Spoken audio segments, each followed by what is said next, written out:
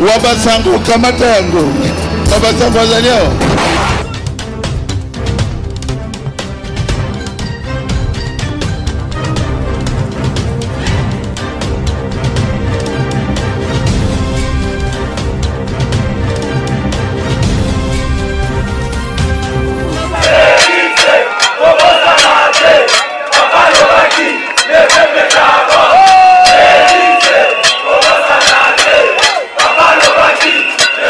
na bino banso ba ibozuli bakuya kolanda magazine d'actualité na bino wa basango bino bato bopona bo préféra magazine na bino epesa bino ba information na temps o esengeli partout bozwami na Kinshasa na Mbanzangungu na Équateur pourquoi pas bino ba ibozwami libanda ya mboka bobo sanate na ko s'abonner massivement na chaîne YouTube na biso po boyeba na koyoka ba actualité na bino na tombe bino ka boye bolamu o basango ba biso.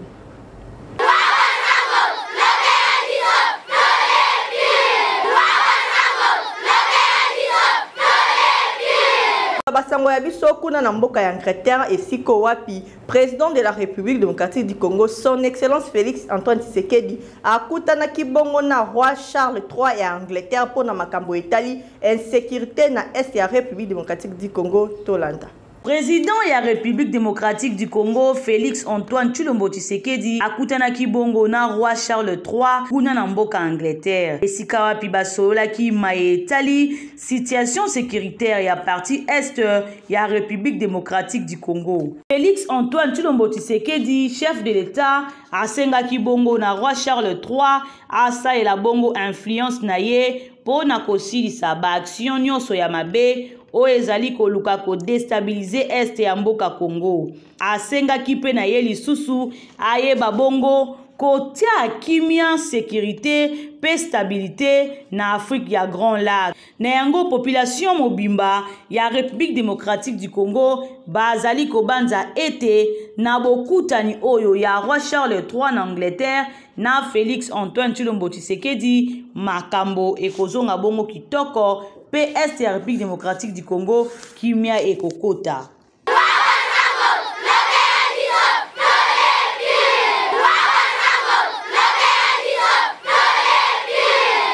Kuna na parlement et pas yo wapi ba député ba rejeta ki bongo motion de défiance contre ministre des Transports Chérubin Okende Tolanda. Ba députés nationaux et belé ba vota ki bongo contre motion de défiance qui initié bongo pour la ministre ya transport pe voie communication Chérubin Okende mokolo ya lobby mercredi 19 octobre kuna na Assemblée nationale. Régé yango et Salema Kibongo après examen à motion président ya chambre basse ya parlement Christophe Mboso a posséda Kibongo na vote pe ba député ebele ba vota ki ete mention wana ekweya yango bo simba pe boye ba ete ministre ya transport pe voie communication Chérubin Okende azala Kibongo reproché na tina ya incapacité ya ko respecter ba décision ya gouvernement pe lisusu kozanga koyeba kokanga ba port illégaux a reprocha ki lisusu na mae etali kozanga circulation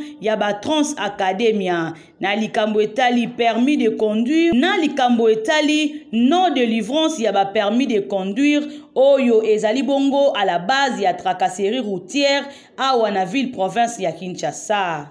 Na kati ya mention wana bafundela ki lisusu likambo etali renforcement ya compagnie aérienne Congo Airways na mbongo o epesamaki na somme ya 24 millions de dollars oyo trésor public a déblocaki kino lelo musala esalemaki te. Na yango baeli du peuple basengi bongo na ministre ya transport pe voie communication Chérubin Okende akoba na kosala mosala lolenge gouvernement elingi po ete mboka etambola malamu pe population baza na kimia.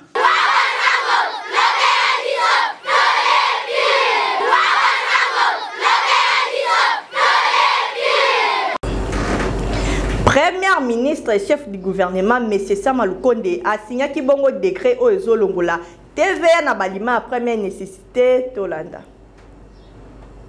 Premier ministre Jean-Michel Sama Lukonde auti bongo ko signé décret oyo etali bongo bolongoli ya taxe o babengaka TVA pendant période ya 12 mois topé une année. Décret ya liboso ezali décret numéro 22/30 ya le 15 octobre 2022 oyo etali bongo bolongoli ya TVA na ba produit ya première nécessité topé biloko ya kolia. Décret ya mibale ezali bongo décret numéro 22/31 ya le 15 octobre 2022 oyo etali bongo bolongoli TVA na domaine ya cimenterie pe immobilière. Na communiqué o ezaki bongo publié après conseil de ministres, premier ministre Jean-Michel Sama Lukonde azali bongo kobeta CT na DG ya DGDA. Na communiqué oyo ezalaki publié après conseil de ministres, premier ministre Jean-Michel Sama Lukonde asengi bongo na ba compagnie oyo DGDA, PDGI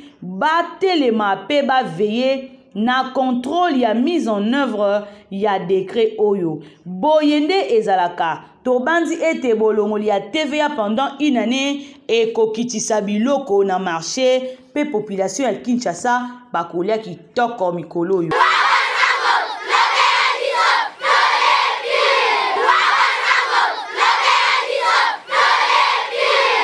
Olingi okoma iti na société na 500 francs ya pamba kima na lombangu na centre de formation 50 okozwa formation ya kitoko. Awa tozana 50 que la kisi centre de spécialisation en communication et nouvelles technologies au Congo. Tobenga Secontec en sigle. Makamoni ne sala makuna na kati ya Secontec. Secontec est basé na ba formation. Loko la formation en informatique. Na kati informatique toza na bureautique, toza na infographie, toza na programmation et puis toza na administration réseau. Toza na formation en langue. Na langue tozo se retrouver na langue anglaise et française. Toza la formation en automobile, donc auto-école, koye kola kokumba. La formation au centre ya Secontec ezopesa à moindre coût. To à moindre coût, to benga kango semi-gratuite. Pourquoi? Inscription à Pambeza 4000 francs congolais. Formation eza na 500 francs congolais. Chaque séance, tango zo utanda koye poya ko assister na cours. Alors, Secontec eza kaka Kinshasa Mobimba, toza na direction générale o eza na Gombe. Toza na sur 24 novembre juste en face ya commissariat provincial ya la police. Avenue Mandarinier numéro 182. Toza na Victoire na Matonge 3 avenue Bokeye numéro A17. Référence à biso eza collège Monseigneur Moke. Secontec pe na Tiango ezali. Toza juste na Pasca arrêt Victoire au katisi na ngamo masina. Tokangami na shop orange ya munene ezalaka wana na Pascal. Donc avenue boulevard Lumumba numéro 2. Toza juste na rivière oyo kaboli quartier 2 na quartier 3. Secontec ezawana aipen toza sur route Matadi 266. Soko zo uta Delvaux pour kende ipen okita na arrêt Secontec. Soko zo uta ipen pour kende Delvaux okita kaka na arrêt Secontec. Donc bandeko basi mibali ba mama ba yaya ba le Secontec ba partenaire César kofungana. Soko yokalilo au salle inscription. Bapesi au jour ba Secontec premier centre de la RDC. Soko yobi anglais te, yobi français te. Na moment otokomi lelo oza illettré totalement. Yaka ko bakisa boyebi oyo za nango na Secontec na fait formation bazo sanctionner formation na brevet de mérite ba adresse na biso yango to pesi par-ci par-là yango toujours na Secontec to lobaka Secontec plus haut Secontec plus haut Secontec plus haut plus haut plus haut l'excellence c'est nous. Je veux rester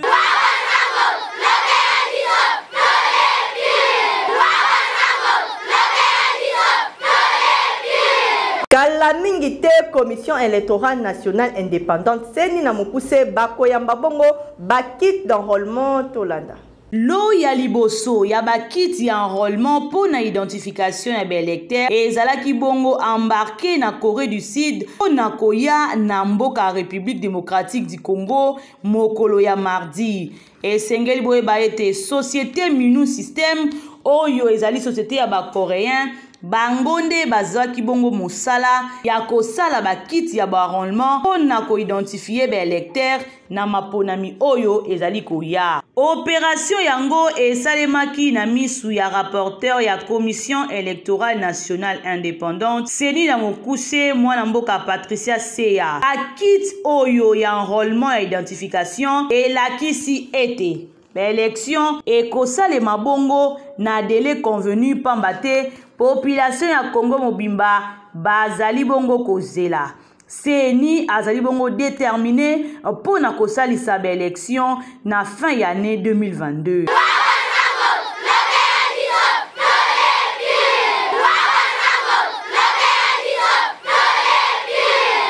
Onyokoma na makambo etali voyage ya mikili ya poto solution ezwami nango kima na lombangu na agence de voyage welfare okokende poto kitoko pe avec assurance.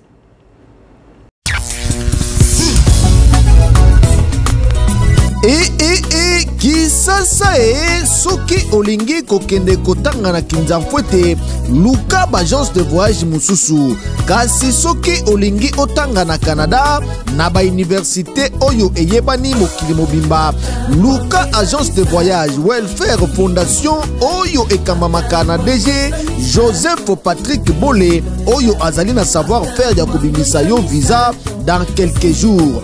Bande konanga koloba mbanga pasi awa ba visa ezali kopesa maneti nguba soit témoignage oyo.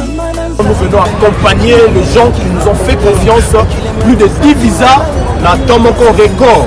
Donc, Welfare Fondation est une agence très sérieuse parmi les agences. Actuellement, la mort à la bus de salaire qualité, agence digne de confiance. Voilà le mot qui convient. Batbazar, il y a Turquie, il y a Dubaï, il y a Chypre, il y a pays Schengen, donc c'est question de nous faire confiance. Tout ça a la prise en charge et ça assuré. Donc si vous faites confiance dans l'agence de welfare, vous n'aurez pas à vous inquiéter par rapport à endroit et à hébergement. Ça ne servira à rien avec la somme que vous comptez ou bien vous tournez déjà avec. Donc on dit la petite on a un logement, un hôtel et tout. Ils sont la carte de Dubaï, ils sont appartement très propre, digne, à tout à l'aise. Welfare Fondation, Atayo Mongonoze à Kokokate. Ata budget na weza mukie. Na Welfare Fondation, nous avons la capacité à bâtir.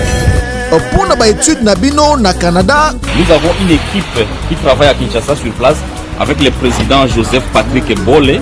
Et là, ils prennent vos dossiers, nous les traitons, nous créons des profils pour vous et puis nous prenons des inscriptions. Donc l'équipe qui est basée à Kinshasa va vous aider à vous accompagner jusqu'à l'aéroport, prendre soin de tout. Et nous ici au Canada, on va vous aider non seulement à vous établir ici au Canada, mais nous allons vous accompagner dans les processus d'intégration pour trouver un emploi d'étudiants et tout ce dont vous avez besoin. Donc vraiment faites confiance à la Fondation Welfare qui est basée à Kinshasa. Donc nous sommes là pour vous aider, vous accompagner dans tous les programmes d'immigration. Mais aujourd'hui je vous parle plus particulièrement des programmes des inscriptions. Le Canada est parmi les 3 meilleures destinations au monde pour les étudiants internationaux et faites-nous confiance. Contactez numéro 085 311 61 11 Oza Mobimba Okotu na biso adresse tozali wapi na changu tozwami na arrêt Kimbuta en face ya shop Airtel Oza Mobimba ebongo na ngiringiri yemoko azali wana na avenue Bosenge numéro 67 na croisement Chaba référence Wenze Yabayaka. Avec agence de voyage Welfare Agency ezali kopé sa visa et kotala te potombango po o voyager netindeke.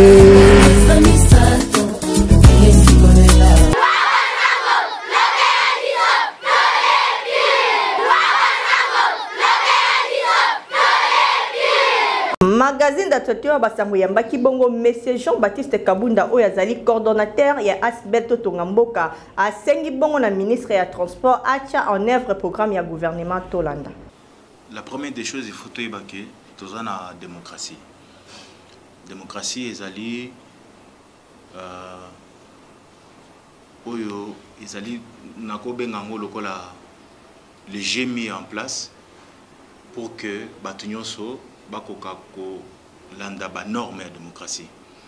Donc ce n'était pas mauvais. Il y a des députés qui ont une initiative à la motion de défiance contre le ministre Cherben Okende.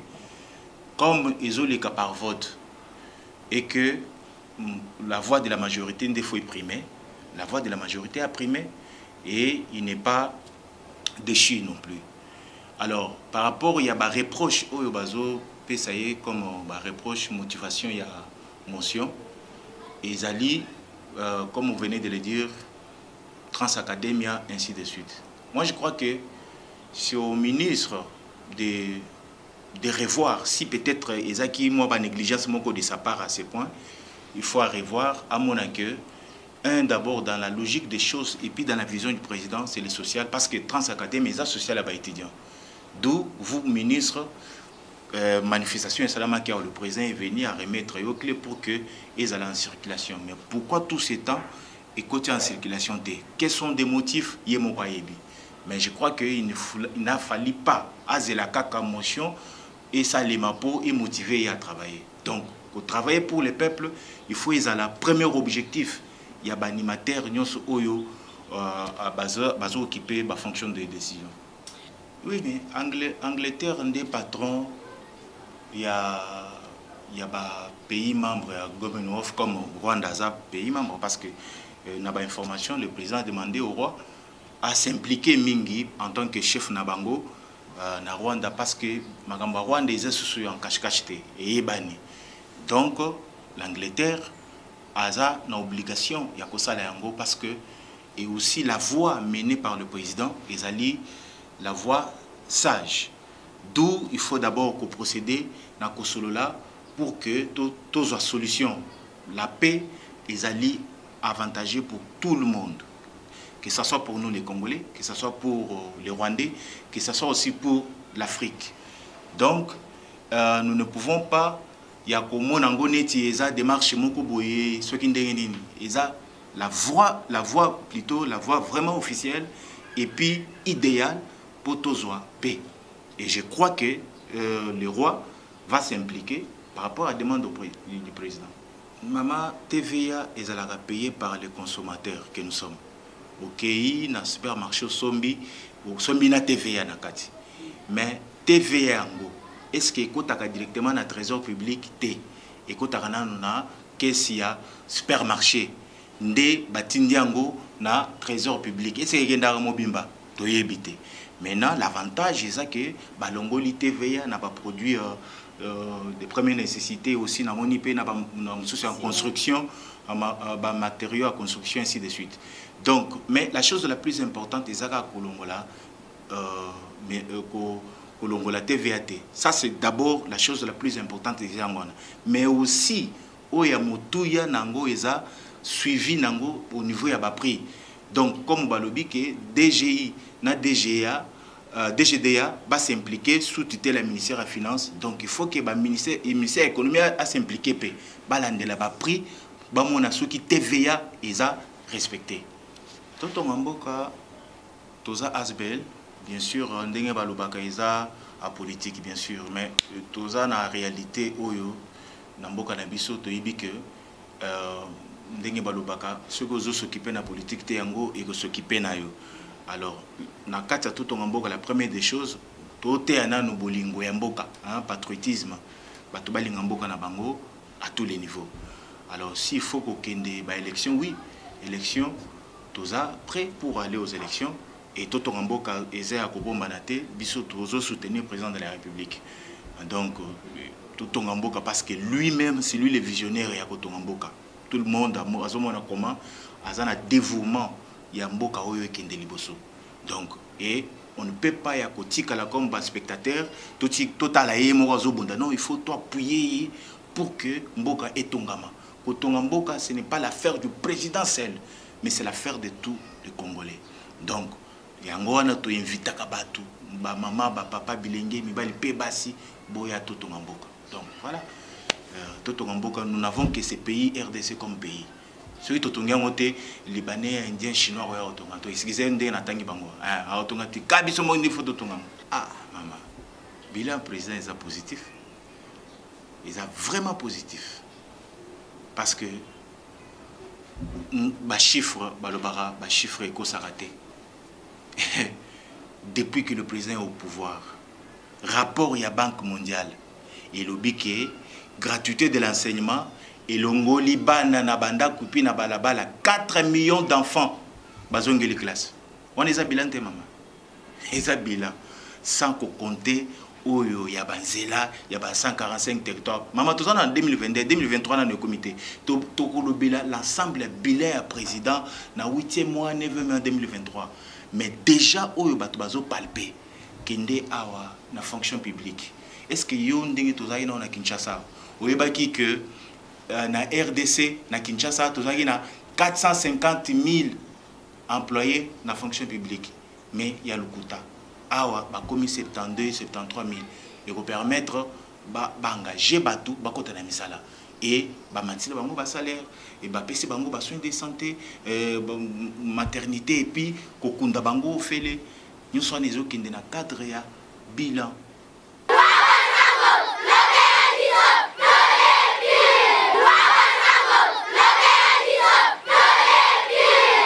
Onyokoma na maladie ya miso otambola ba hôpital ebele ozwa solution te kima na lompangu na ONG Grain de Moutarde okozwa solution ya miso na yo.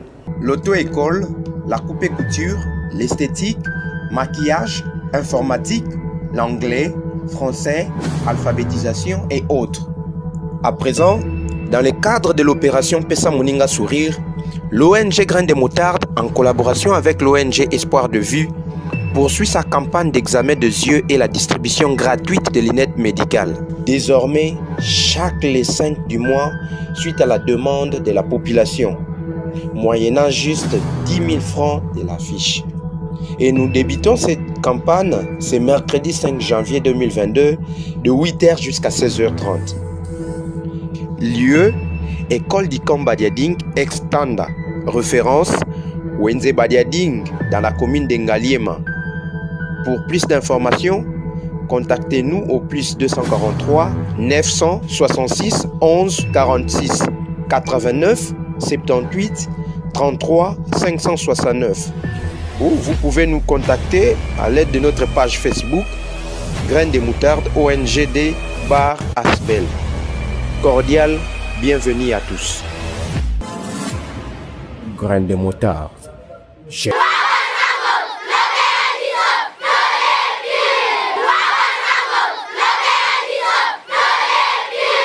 Comme na biso na suka ya magazine d'atotia mukwalelo tika ete to souhaiter joyeux anniversaire na bébé ya maman bébé Virginia Bokwango oyo abotami moko lelo tika ete nzambe na lola apambola pe abatela okola na sagesse intelligence pe discernement ozala fierté ya ba parents na yo pe ya ekolo mobimba pe to souhaiter encore joyeux anniversaire na Monsieur Simeon Bokato motema ya Deborah Bombole oyo abotami moko lelo tika ete nzambe na lola apambola pe abakisa ya mingi koleka soki bozwaki biso kitoko na bandako na bino ezali bongo grâce équipe technique mobimba derrière la caméra mobali ya mbinga pepe mberi ben yengo na réalisation ya Miracle yeni pe édition lelo esimamaki kitoko na Ange Mugeya na présentation ezalaki ngai wa bino Afimu Senga la grande abotikala malamu obandako babino wabasango kamata yango wabasango wazalio